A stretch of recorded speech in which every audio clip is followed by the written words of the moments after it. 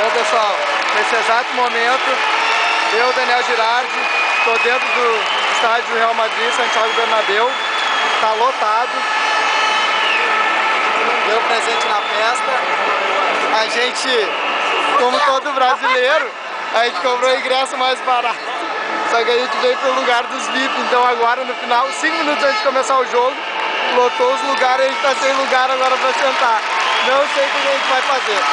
Mas enfim, tá presente aí no jogo Sérgio Ramos, Cacilhas, Cristiano Ronaldo, Marcelo, todos os jogadores. O jogo é contra o Racing. E esse é o momento antes de começar a partida. Olha como é que tá, pegaram ali nossos lugares. E o Oliveira presente no estádio. Mãe, te amo. Mami, beijo pra ti.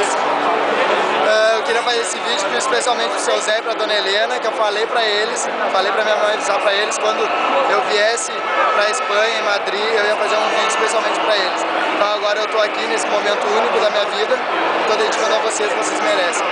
Amo vocês. Mãe, te amo também.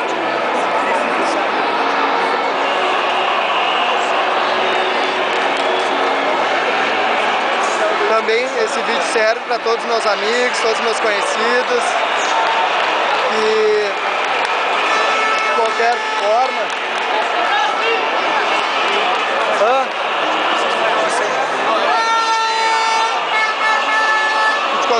são presentes na minha vida, certo?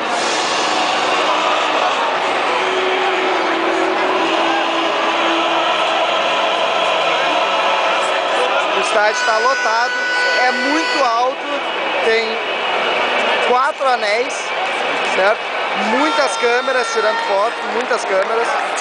É uma pena que a minha máquina não dá pra botar zoom depois que eu começo a filmar, pra vocês verem o rosto aí de cada jogador. Vai começar o jogo agora.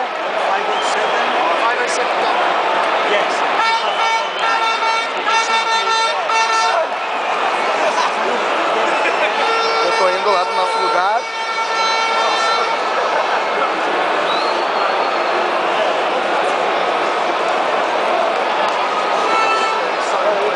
Vamos tocar música na gente. Vai pro lado aí, Oliveira, vai pro lado. E o Rodrigo. Rodrigo, você tá no chão. Se vier aqui, ele vai me tirar daqui. Cedo, porque agora você só que tá filmando. Aí, pessoal, vai começar o jogo. Pois é, foi o que eu falei. Olha lá, começou a partida.